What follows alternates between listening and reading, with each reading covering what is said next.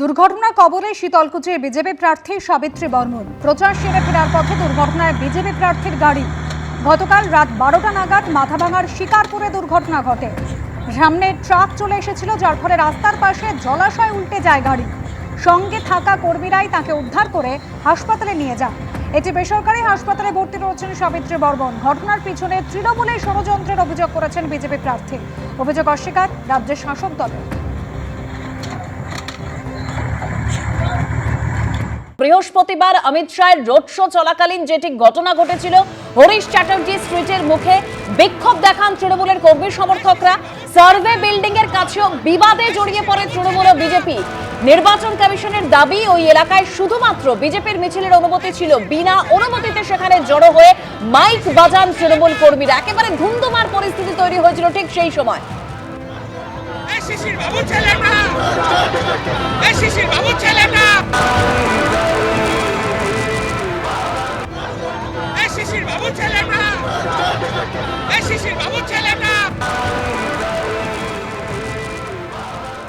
এই ঘটনায় অজ্ঞাত পরিচয় তৃণমূল কর্মীদের বিরুদ্ধে কালীঘাট থানায় একটি ও আলিপুর থানায় দুটি এফআইআর দায়ের করা হয়েছিল।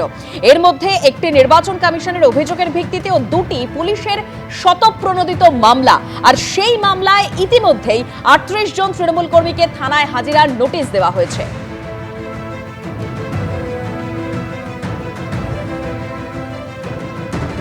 আমরা এই মুহূর্তে রয়েছি আলিপুরের সার্ভে বিল্ডিং এর সামনে। ঠিক এই বিল্ডিং এর সামনেই শুভেন্দু অধিকারী, ভবানীপুর বিধানসভা কেন্দ্রের বিজেপি প্রার্থী, তিনি স্বরাষ্ট্রমন্ত্রী অমিত শাহকে সঙ্গে নিয়ে এই যে রাস্তা হাজরা রোড, সেখান থেকে এই বিল্ডিংয়ের সামনে এসে পৌঁছন। এবং এখানেই তৃণমূলের কর্মী সমর্থকেরা এই মুহূর্তে যেখানে কেন্দ্রীয় বাহিনী দাঁড়িয়ে রয়েছে, এখানেই তৃণমূলের তরফ থেকে কর্মী সমর্থকেরা দাঁড়িয়েছিলেন। আমার বাঁদিকে যে লাইট পোস্ট রয়েছে, এই লাইট পোস্টের ওপরেই দুটো লাউড স্পিকার লাগানো ছিল এবং সেই লাউড স্পিকার পুলিশের তরফ থেকে বারবার করে খোলার জন্য অনুরোধ করা হয়, কিন্তু যে তৃণমূল কর্মীরা ঠিক এই জায়গাতে দাঁড়িয়েছিলেন তাদের সঙ্গে পুলিশের বচসা হয়। তারা বলেন ডকুমেন্ট না দেখালে তারা কোনোভাবে এই যে লাউড স্পিকার তারা এখান থেকে খুলবেন না। এবং এরই মাঝে অমিত শাহকে সঙ্গে নিয়ে শুভেন্দু অধিকারী এই যে হাজার রোড, এখান থেকে এসে ঠিক এই জায়গাতে এসে পৌঁছান সার্ভে বিল্ডিংয়ের সামনে। এবং তারপরেই ধুন্ধুমার পরিস্থিতি তৈরি হয় দুপক্ষের মধ্যে। এবং তৃণমূলের কর্মী সমর্থকের একদিকে ছিলেন, উল্টো দিকে ছিলেন যারা বিজেপির যারা নমিনেশনের জন্য শুভেন্দু অধিকারীর সঙ্গে এসেছিলেন। এবং সেই পরিস্থিতির পর পুলিশ আধিকারিকরা মোট 3টে এফআইআর করেছেন, যার মধ্যে দুটো শতপ্রণোদিত এফআইআর, যেটা আলিপুর থানায় রুজু হয়েছে, এই সার্ভে বিল্ডিং আলিপুর থানার আওতাধীন। এবং আরেকটি এফআইআর, সেটা কমিশনের করা মডেল কোড অফ কন্ডাক্ট ভায়োলেশনের এফআইআর। কেন এটা করা হয়েছে? কারণ ঠিক এই জায়গা থেকেই তৃণমূল কর্মীরা তারা কিন্তু পুলিশের সঙ্গে বচসায় জড়ান যে তারা কোনোভাবে লাউড স্পিকার খুলবেন না, ফলত এটা এমসিসি ভায়োলেশন হয়েছে। ঠিক সেই কারণেই 3টে এফআইআর পুলিশের তরফ থেকে করা হয়েছে। লালবাজার সূত্রে খবর, এই 3টে এফআইআরের প্রেক্ষিতে এখনও পর্যন্ত 38 জনকে পুলিশ আধিকারিকরা তলব করেছেন এবং তাদেরকে তারা জিজ্ঞাসাবাদ করবেন। ইতিমধ্যেই সার্ভে বিল্ডিংয়ের সামনের ছবিটা কিন্তু পাল্টে গেছে। এখানে দুদিকে গার্ডরেল রয়েছে এবং কেন্দ্রীয় বাহিনীকে সঙ্গে নিয়ে পুলিশ আধিকারিকরা এখানে কিন্তু কর্তব্যরত রয়েছেন। বাইরের কাউকে এখানে ঢুকতে দেওয়া হচ্ছে না। ক্যামেরায় সন্দীপ পালের সঙ্গে ময়ূখ ঠাকুর চক্রবর্তী, এবিপি আনন্দ, কলকাতা। আর এই ঘটনার পর ডিসি সহ 4 জন পুলিশ অফিসারকে ইতিমধ্যে সাসপেন্ড করা হয়েছে। মালদার বারিকচকের সভা থেকে গতকালও মুখ্যমন্ত্রী নির্বাচন কমিশনকে আক্রমণ শানিয়েছেন, বলছেন মানুষের কণ্ঠ কিন্তু রোধ করা যায় না। তার পরিপ্রেক্ষিতে রাজ্য বিজেপির সভাপতি শ্রমিক ভট্টাচার্য কি বললেন শোনাবো। কমিশনের ব্যবস্থা নেওয়ার কথা, কমিশন ব্যবস্থা নেবে। আমাদের ফর্ম 7 গুলোর কি হলো সেটা আগে যে কমিশন জবাব দিই। তৃণমূল কংগ্রেস যেখানে যাবে সেখানে আক্রমণ করবে, এটাই স্বাভাবিক। বিজেপির সর্বভারতীয় সভাপতি জেপি নাড্ডার ওপরে পাথর বৃষ্টি করেছে। তৃণমূলের কাজ করছে। আর এমসিসি জারি হওয়ার পরে নির্বাচন কমিশন কি করছে সেটা আপনারা বুঝবেন, ওর মধ্যে আমরা নেই। গতকালের পর আজ ফের অধীর চৌধুরীর প্রচারে উত্তেজনা তৈরি হয়। বহরমপুরে তিনি যখন প্রচার করছিলেন সেই সময় বিক্ষোভের মুখে পড়তে হয় অধীর রঞ্জন চৌধুরীকে। প্রচারের সময় অধীর রঞ্জন চৌধুরীকে গো ব্যাক স্লোগান দেয় তৃণমূল। ঠিক কি পরিস্থিতি হয় আজ একবার জানবো আমাদের প্রতিনিধি রাজীব চৌধুরীর কাছ থেকে। রাজীব, দেখো, আজকে অধীর চৌধুরীর যে নির্ধারিত যে প্রচারের সকালের যে কর্মসূচি ছিল সেই নির্ধারিত কর্মসূচি ঘিরে কিন্তু ছিল একেবারে প্রশাসনিক, বিশেষত পুলিশ প্রশাসনের তৎপরতা কিন্তু ছিল একবারে চরম আকারের। একজন ডিএসপির নেতৃত্বে বিশাল পুলিশ বাহিনী এবং অধীর চৌধুরীর নিরাপত্তায় থাকা যে বাহিনী, তারা কিন্তু অধীর চৌধুরীর সামনে সংবাদ মাধ্যমকেও ভিড়তে ছিল না। কিন্তু দয়াময়ী কালীবাড়ির মোড়ের কাছে আসার পরে কিন্তু পরিস্থিতি বদলে গেল। তৃণমূল কর্মীরা তারা আগের থেকেই ওখানে সমবেত হয়েছিলেন এবং অধীর চৌধুরী, তুমি ঠিক যে কথা বলছো একদম সেই ছবি আমরা একবার দেখার চেষ্টা করব। যে ছবি আমরা দেখতে পাচ্ছি, একদিকে তৃণমূলের সমস্ত কর্মীরা তারা দাঁড়িয়ে রয়েছেন, তারা স্লোগান দিচ্ছেন এবং ঠিক তার পাশ দিয়ে অধীর রঞ্জন চৌধুরী তিনি প্রচার করছেন, এগিয়ে যাচ্ছেন। গতকালও এইভাবেই স্লোগান যুদ্ধ চলে, আজও এই স্লোগান যুদ্ধ চলেছে বহরমপুরে। বহরমপুরের ৩ নম্বর ওয়ার্ডে আজ প্রচার করছিলেন অধীর রঞ্জন চৌধুরী।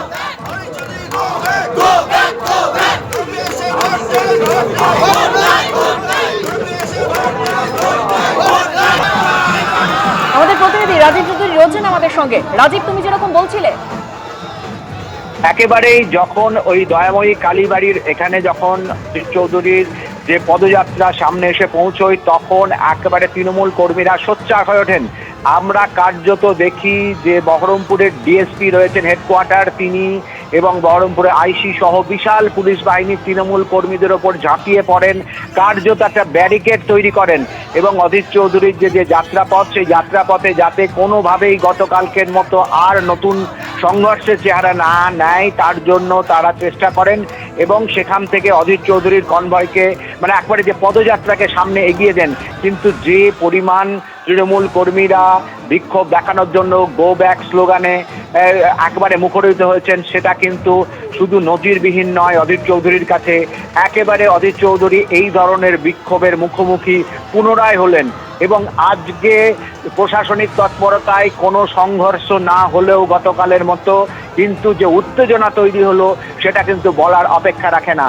তৃণমূল কর্মীরা সকাল থেকেই তারা এই যাত্রাপথে অধীর চৌধুরী যাবেন সেটা জেনেই কিন্তু সমবেত হয়েছিলেন এবং তারা গো ব্যাক স্লোগান দেন, তারা ধিক্কার দেন, এইভাবে চলেন এবং অধীর চৌধুরী তার যে কনভয় অর্থাৎ তার যে কেন্দ্রীয় নিরাপত্তা বাহিনীর বলয় রয়েছেন, ওয়াই ক্যাটাগরির যে তিনি নিরাপত্তা বেষ্টনী পান কেন্দ্রীয় সরকারের পক্ষ থেকে, ওয়াই ক্যাটাগরির বাইরেও বহরমপুর থানার পুলিশ, একজন ডিএসপির নেতৃত্বে বিশাল পুলিশ বাহিনী তার যে প্রচার কার্য যে নতুন করে যাতে কোনো বিক্ষোভ না তৈরি হয় তার ব্যবস্থা করেন এবং সামনের দিকে এগিয়ে নিয়ে যান।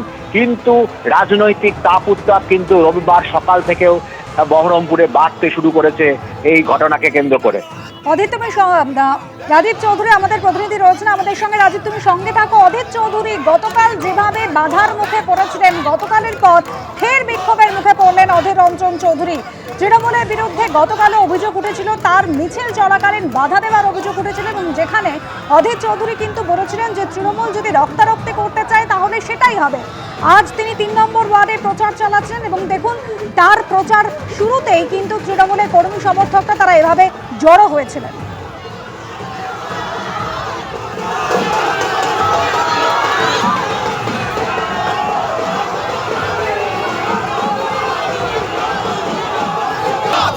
কালো হাত ভেঙে দাও, ঘুরিয়ে দাও, ভেঙে দাও, ঘুরিয়ে দাও, Adhir Chowdhury go back, go back, go back, go back, go back, go back, Adhir Chowdhury go back, go back, go back, তুমি এসে বসে ভোট নাই, ভোট নাই, ভোট নাই, তুমি এসে ভোট নাই, ভোট নাই, ভোট নাই।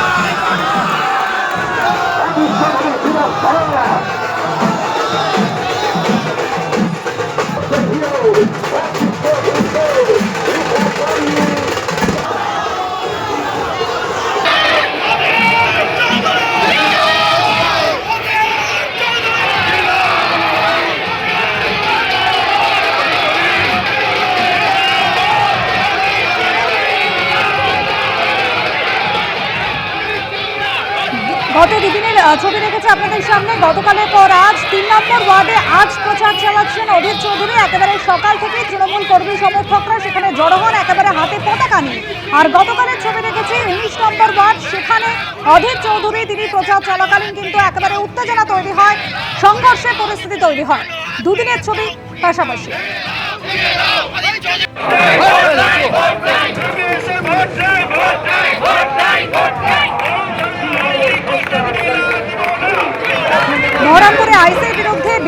ব্যবস্থা নেওয়ার প্রক্রিয়াও শুরু হয়েছে গতকালের ঘটনার পর। আর আজ বহরমপুরে দয়াময়ী কালীবাড়ি এলাকায় উত্তেজনা ছড়িয়েছে।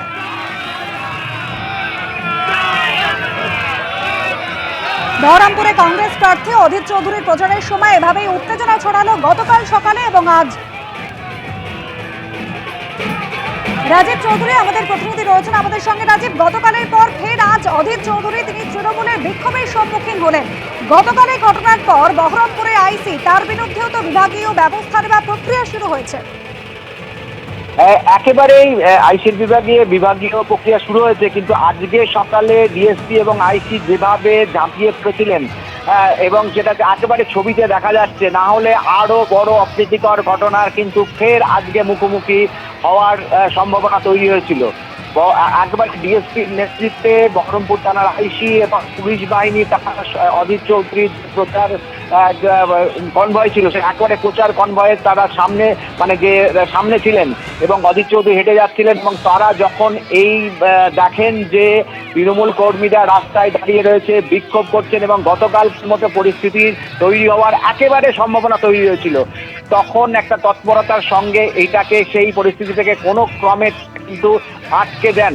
এবং এই যে ঘটনা, এবং আজ সকাল থেকে আমরা যেটা দেখছি, সংবাদ মাধ্যমের প্রতিনিধিরা যখন অধীর চৌধুরীর এই র্যালির ছবি তুলতে যান, তখন তার নিরাপত্তার থাকা ওয়াই ক্যাটাগরির যে নিরাপত্তা রক্ষী ছিলেন তারা অনেক দূরে সরিয়ে দিচ্ছিলেন, ফলে আজকে তারাও আরো বেশি সতর্ক ছিলেন।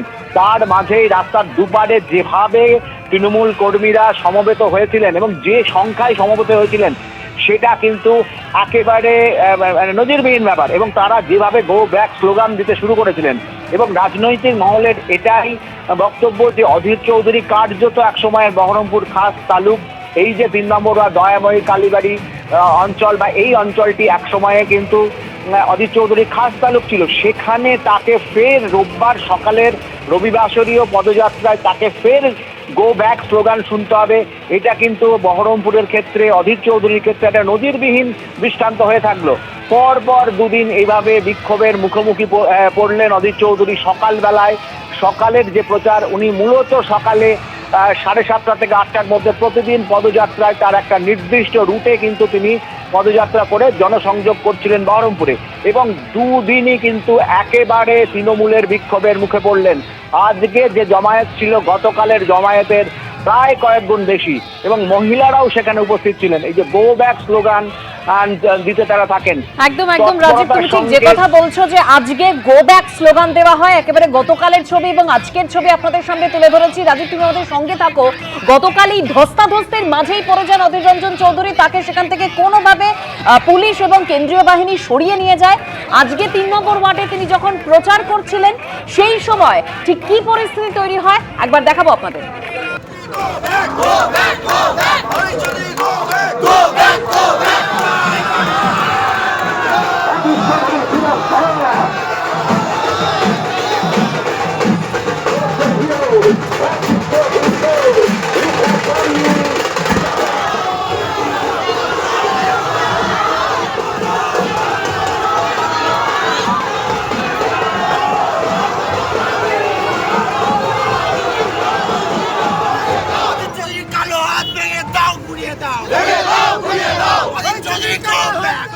এবিপি আনন্দ, এগিয়ে থাকে, এগিয়ে রাখে।